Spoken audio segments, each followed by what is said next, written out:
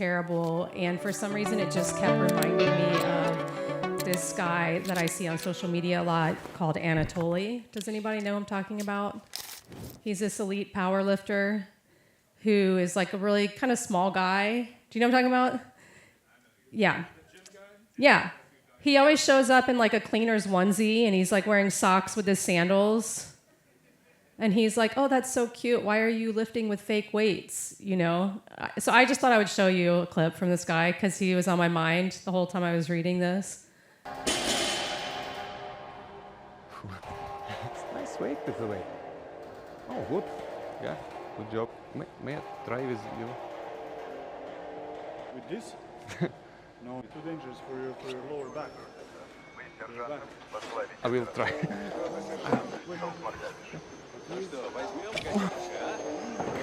I'm sorry, mister, I make the problem for you. I will just try like this, maybe. I will. The left hand. Oh. This one better, much better, mister. Oh, thank you for your advice. Like, what is this? It's like magic or thank you? What's happening? What just happened? Can barely lift this with both arms. You lift it with one. With one because the left one doesn't work.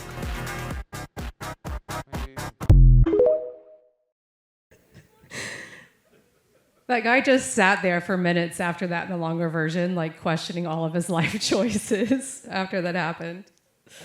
I don't know why, guys, it's a stretch, but I kept thinking about this guy because he shows up and every day he picks a new unsuspecting victim and he's got the same routine. Last year he has a mop he carries around that's like 70 pounds. And when they're like, there's no way you can lift that, he's like, just let me try. He's like, hold this for me. And they almost break their foot when it falls, to the ground.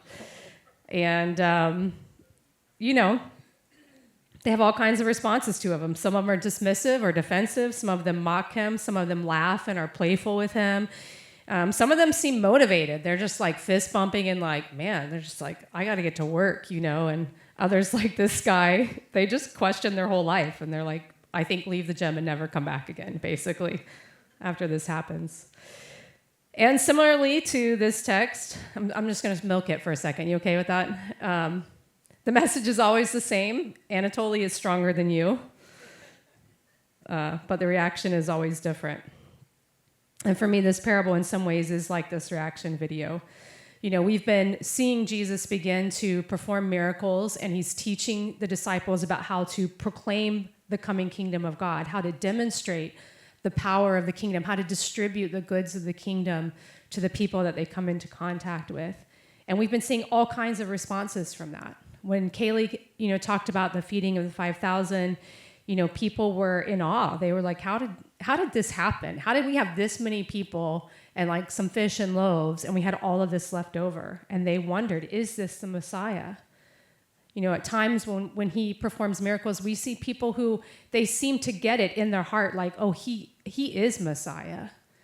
And in the chapter right before this, in chapter 12, they bring a demon-possessed man to him, and he casts out the demon, and they're like, I'm sorry, are you working with the devil? Because only someone who works with the devil could do something like that, And they just begin to accuse him of being something utterly other than what he actually is. Wherever the message is being demonstrated or proclaimed, there is a different kind of reaction that comes. Some of it is good, some of it is neutral and indifferent, and some of it is hostile and bad. And he comes into this passage teaching them both how to proclaim the good news and also about the ways that people are going to respond as they experience the kingdom coming near to their lives. One of the first things that struck me about the passage is how generously the sower sows in the parable. I don't know anything about first century farming. I come from a farm family in South Georgia, and they may have done it differently then in that part of the world, but when I've watched my family sow fields, this is not how they do it. They're not like, I don't see my family taking seed and being like, let's toss a little under this tree over here, and let's put some in the ditch, and let's put some up on the road, and we'll put some in the field too. Like, that's just not the way they go about it. And I was reading this text, and it just felt kind of wild to me the longer I meditated on it. Like, this sower is different than the sowers I imagine or that I know or what I think of when I think about sowing in a field. There's something wasteful, generous, lavish, extravagant, something indiscriminating about the way he goes about sowing. And sort of the way that Raina's talking about. There's a kind of challenge here not to judge the soil before you sow the seed.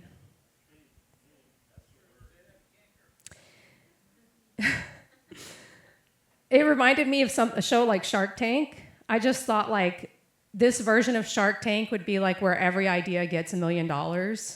Like you could come in with, there was a thing on Shark Tank one time called Luminade, which was this solar power inflatable light device that went on to make tons and tons of money, but helped people in all kinds of like disaster situations. That idea could come through and get $1 million.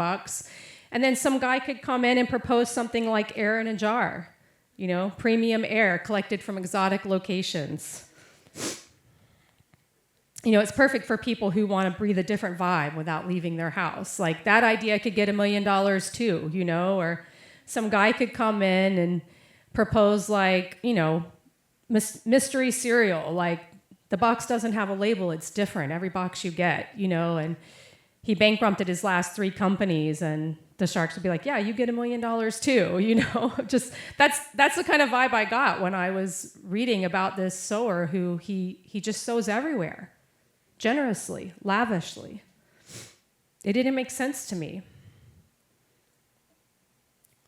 The message of the kingdom is meant to be distributed and spent generously. The goods of the kingdom are for everyone. It's not a limited resource. When my family farms, they're thinking about efficiency. They're thinking about return on investment. They're thinking about how to get the most out of my limited resources. And the kingdom just isn't like that.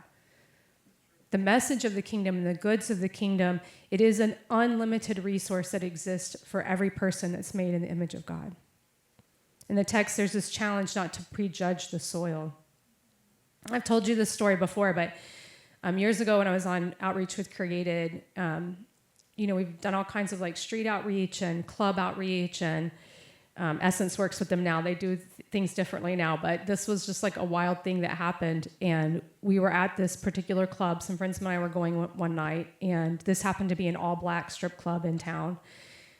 And it was me and like 2 other white women and a half Filipino woman, and we were preparing to go, and we were like, Jesus, we were praying for the women. We were like, Jesus, what woman are we going to meet? Like, help us to like meet the woman you want us to meet and prepare the way. And like, is there something you want to tell us about someone that we're going to meet tonight? And someone on the team felt like it was going to be someone's birthday. So they like got a birthday gift and wrapped it in birthday paper. And they were like, I don't know, we're just going to bring this gift just in case, So we show up there. It's like 2:00 in the morning.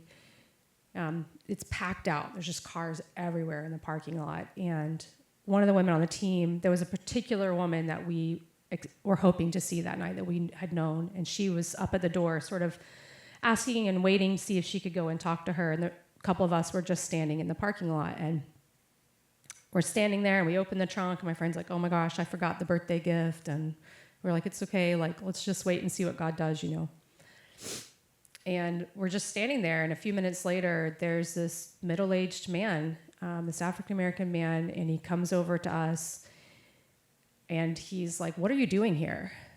And we're like, oh, hey,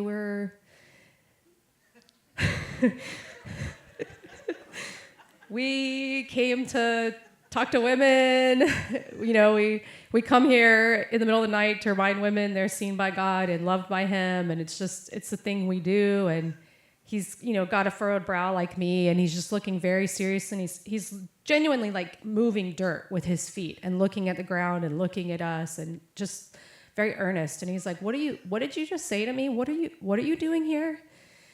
And we were like, okay, we tried to say it again, in a different way or whatever. And in retrospect, my friend told me she was feeling genuinely nervous that something was going wrong. And I didn't feel that way. I was just like, what is going on with this guy? And we're like, no, we just come here like to tell the women like they're loved and seen by God and they're remembered by him. And my friend sort of nervously blurts out like, is it your birthday today?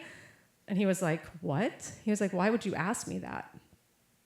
And she was like, I don't know. We were just praying earlier today. And just loads of nervous energy. If you've ever like taken any kind of risk in outreach, just like, I don't know, we were praying and we thought God said, and I just didn't know. I thought maybe it'd be your birthday, and is it your birthday today? And he's just like looking at the ground. You can see he's getting more and more inside of his head, and he's just like agitated. And he's like, why would you ask me that?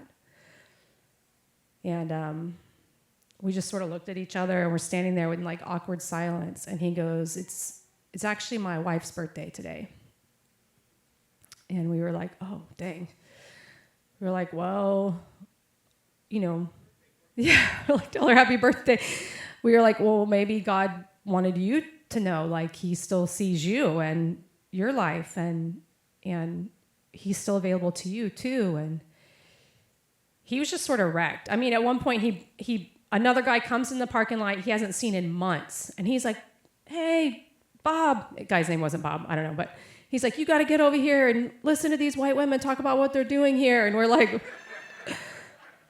are we doing? And he's like, I don't know what's going on here, but I'm leaving before something happens, And a little bit of superstition that comes from growing up in church culture. And if you had asked us who was going to be good soil when we went to the club tonight, he wouldn't have been the person. He wasn't a thought in our mind.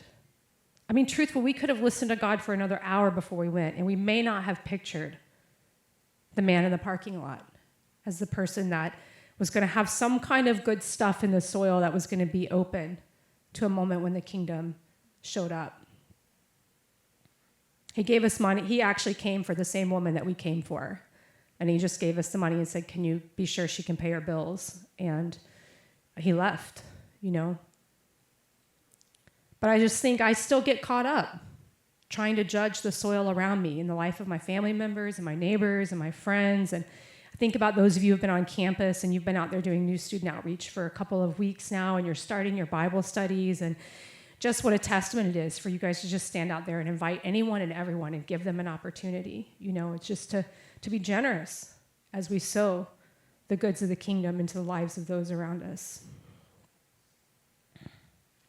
The second thing that strikes me is that it's in the sowing itself, the proclaiming of the kingdom, that reveals the spiritual condition of the listener. It's the sowing itself, the proclaiming of the goods of the kingdom, that reveals the spiritual condition of the one listening. There are some warnings here for the disciples and anyone that would have ears to hear, and there is also a hope that's held out for us in the text as we look at the soils. So I just want to walk through the soils quickly. You guys have done this around your tables, but just let's walk through them quickly, and then I'll share a couple of last thoughts. But there's this first soil that falls along the path. And the path is hard, and the seed does not have a chance to take root at all. It's the image of hardened hearts, hardened understanding that comes. It's an unwelcoming environment. It's a mind that's not open, a heart that is closed, a mind that's already made up, maybe a life on autopilot that just isn't motivated to change. So there's no curiosity there. And when the seed falls in that kind of heart, the message of the kingdom, it's completely lost on a hard heart. And there is this warning in the text that those who do not have what they do have will be taken away. It's such a strange thing, isn't it? What you already have will be taken away if your heart is hard. There is a sense that whatever spiritual truth you have access to, whatever insight you have into the heart of God, if your heart is hard and persists in that hardness, even that knowledge of God will begin to dissipate in your life, will begin to fade away. It will be lost to you if you persist with a hard heart. There's the rocky soil. It's the shallow ground. It's got some dirt on the top and the surface, but there's rocks in it, and it's hard as you go deeper. And there's no chance, the seed falls and it springs up quickly, receives it with joy. There's some eagerness. There's some hope that comes quickly. But as the harder things come, the roots can't get down deep. And so it gets stripped away. There's the image of eager growth, but withering under suffering in this one. There's this warning that our ability to withstand suffering, it directly relates to our ability to go deep in God. And I wonder if, someone pointed out to me this morning, I wonder if part of this in our generation has to do with this anxiety that we're all riddled with and wrestle with in life. We live in such an anxious generation that we have these fears and these things that we try to avoid, and we try to hold them at a distance in our life, and we try to control the environment of our life and the people that we'll relate to and the things that we'll listen to so much that we don't have the ability to grow through hard things with God. It keeps us shallow. We don't have the ability to face hardship because of the ways that Jesus is coming into our lives and to grow with him through those things. And so the seed, it can't last over time, because anytime a decision that we make for Jesus creates some sort of controversy or discomfort or discord, or it's too risky, or we face that fear, we'll pull away from it. We don't have a chance to see him in that, to know him in that, to grow more intimate with him in that.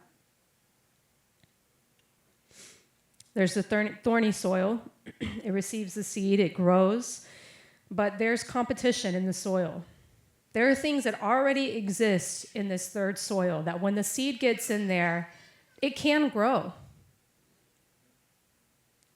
Green things will come out of the soil. Leaves will form.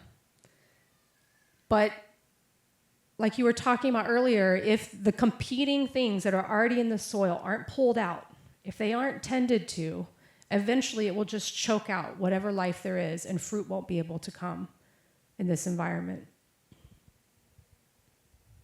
And there's this warning that our ability to bear fruit is directly related to us being able to weed the competition out of our lives when it comes to Jesus. To die to our own ambitions, to die to those other voices that are telling us to chase after certain dreams in life, all the things that want to come and compete, to die to those things. And then there is this fourth soil, the one who is able to understand and to receive, and this seed grows unencumbered, and it bears a kind of fruit that maybe this is the reason why the sower doesn't care how generously he sows, because he knows when the seed does hit good soil, it has exponential growth. And even the little crop is still an abundant crop of fruit in the kingdom of God. And I notice as you go through the four soils that there is some contrast between external threats and internal threats, right? There is a real enemy who opposes the work of God in your life and the lives of those that you lead. He will exploit any opportunity or circumstance or environment to steal away your chance to access the resurrection work of God in your life. He is a real enemy, and he is really at work against the things of God in our lives. There are troubles that come along, and they threaten to knock us off course, to challenge our belief in the work of God. And there are real worries in life, things that are not even negative. Like there's the obvious stuff that competes against God in our life, but there's just the real worries of life, like your family and your kids and your future and your job and illness and disease and aging parents. These are things that are a reality in life that we have to deal with. They're real things that exist that can begin to compete for the kingdom. And then there's the deceitfulness of wealth and success and self-sufficiency, some version of the good life that the world offers that is genuinely alluring to us. And while there is this contrast between external threats and internal threats, in every circumstance, it is the internal condition of the soil that allows the external threat to be realized or overcome. In every circumstance, it's the internal condition of the soil that allows the external threat to be realized or overcome. It is the sowing itself, the proclaiming of the kingdom, that reveals the spiritual condition of the listener. As the seed is sown, it's met with the condition of the soil. It lands, and sometimes what is revealed happens quickly, and sometimes what gets revealed happens slowly over time. And I think if we, especially in our American context, those of us who are trying to be activated, persevering, missionary people following after Jesus, if we manage to make it through the first two warnings, the hard soil and the shallow soil, the third soil seems like a real threat to us. As the seed grows in the third soil, it will eventually confront something within us that, if it goes unchecked too long, will choke out the good seed. It might not happen immediately. It might come years from now, but it will happen. I have this, this is so on the nose. I'm sorry for that. But I do have this large plant in my yard that every year I cut it back and it grows, and it's probably like 5 or 6 feet wide around, just like, it's huge, it's green, it blooms these really pretty purple flowers. It's right at my gate. And if you take care of it, it's like a really cool thing to come home to, And there's this vine that grows on my fence, and it's also really beautiful, and it's got green leaves and red flowers, but it grows towards that big bush at the entry of my driveway. And I have days where I see that vine growing onto that bush, and I think, that's not good. I should do something about that. So I might jump out of my car as I leave for work in the morning, and I'll rip a couple off, and I'll throw them in the yard, and I'll get back in my truck, and I'll leave, and I'll think, one day I really need to take time and get rid of that vine, or it's going to hurt that bush, And day after day, like, that doesn't seem good. It's still growing on there. There's like a little bird's nest in there that's been there for years. The birds, they come and go every year, and I'm like, if I don't take care of those vines, it's going to kill that plant, And months later, I came out this week, and on one side, it looks really healthy from my house, from my vantage point, where I look at it from most of the time. It looks really healthy. It's still big and green and looks like it's doing well. And there's this one corner where that vine is on the back. The vine is literally like something from Alien. It's just coming around the sides of it, and there's no leaves there. It's dead. It's beginning to wither up. It is exactly the image that he's warning us about. That there are things in our life that, if we leave them unexamined for too long, they will choke out even the good fruit in our lives. And it makes me wonder, how do we cultivate the soil in our life? How do we help those that we're discipling cultivate good soil in their lives, to be ready and open when a fresh word comes, when a kingdom possibility is in front of us, when some new challenge or conviction or word of calling is heard? Brent, maybe you can come up. I'll begin to close with this. There was this British cycling team back in 2019. At that point, no British cyclist had ever won the Tour de France. And the British cycling team hired this new general manager, this guy, Dave Brailsford. And Dave Brailsford came into their organization determined to figure out how to, help members of Team Sky win the Tour de France and to do well in the Olympics. And he began to implement this strategy on the team that he called marginal gains. When he took over as the performance director, he began to focus on this philosophy that if he could improve every area related to their cycling team, their whole environment, by just 1%, that those small gains would somehow accumulate to some sort of significant overall performance improvements. Because he wasn't working with amateur athletes. These were elite athletes. They did the work. They put in the training. They were consistent over time. They ate the right food. They put the distances on the bike. So there wasn't this sense they could just strive and somehow go faster and do better and do more, And so he just began to get curious. What are little things that we've just assumed about how we're doing cycling and how we're existing as a team and how we're going into these competitions? And can we just improve them by 1%? And this strange curiosity began to lead him to change things. This was in 2010, so this was pre-COVID.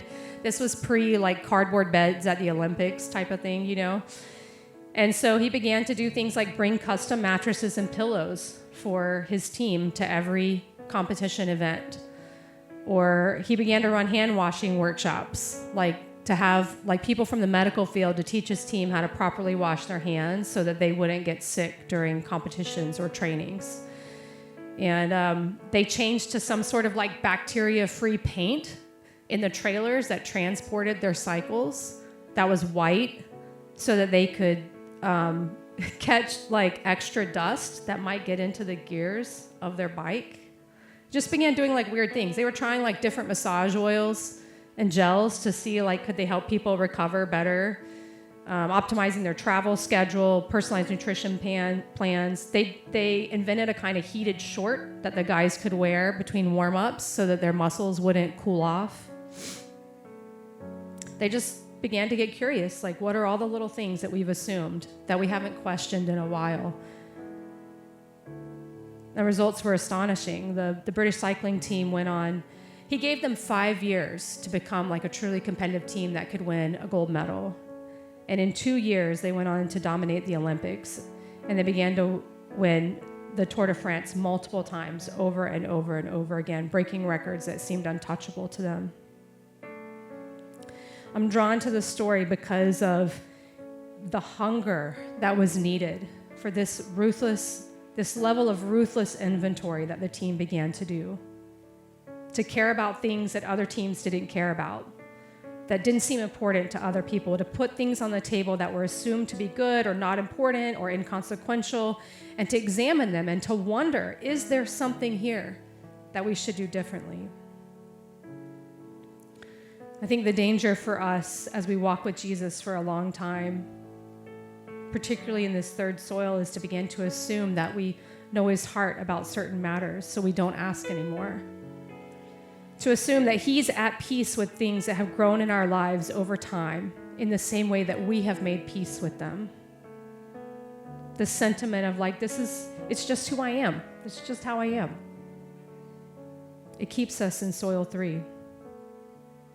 To not realize that it's something good in our life, something neutral, something that has elements of the kingdom, that's about the kingdom, that's part of the kingdom, that thing, to not notice that has somehow begun to compete with and eclipse and slowly push out Jesus himself in our life. To see things as inconsequential, that his invading kingdom might actually require us to change. I'm drawn to the story. I like Brailford's approach as we even think about our own lives in the soils this morning. I think at this season of my life, I'm drawn to it because of this sort of positive, hopeful, curiosity-driven approach that it has to change. For us to be called again to wonder about God, to not be apathetic, but to hunger for a fresh word from him. To long for him to say something new to us today that calls for change and calls for repentance, so that repentance doesn't feel hard.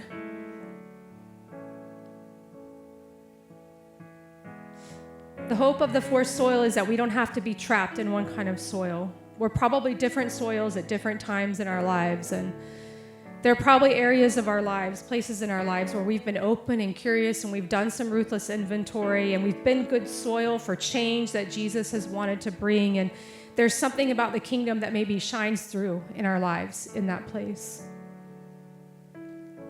Maybe for me, some of that's at times in my life been around how I've tried to navigate the single life, or planting myself and trying to be faithful in places of mission over long periods of time. But then there's other places in our life that we can leave them unexamined. Unexamined for too long, you know. Ways for me personally where I struggle to let go of the past. Good, bad, and different. I struggle to let go of like a good word he said yesterday that was for yesterday but isn't for today. Ways I might struggle to let go of hard memories or past hurts or things that just keep me grounded there. Ways I might struggle to listen for fresh calling again, or simple things that can just go and examine, like my words. How do I use my words from day to day? Do they still glorify him? Am I still talking about things that matter to Jesus? Am I still using my words to build up, to protect people, to love people?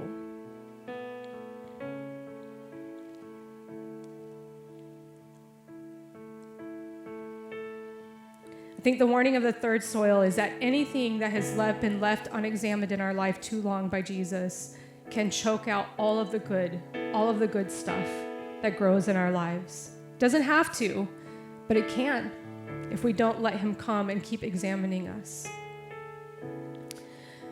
So as we end this morning, I was just thinking about like, how do we respond to this text? And for me, there were sort of just two things that came to mind. For me personally, this question came up. I'll just say it because maybe it's for some of you too.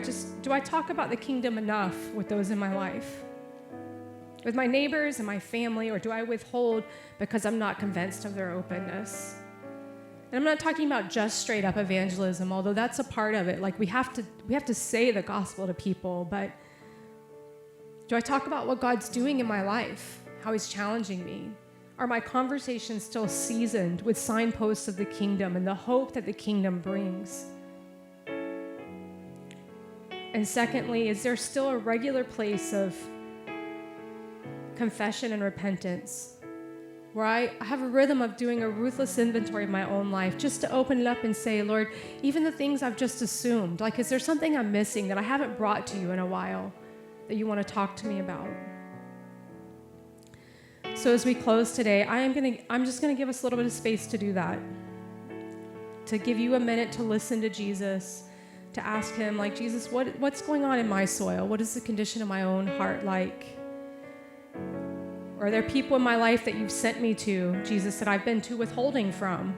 Are there ways you're asking me to be more generous in my proclamation of the gospel?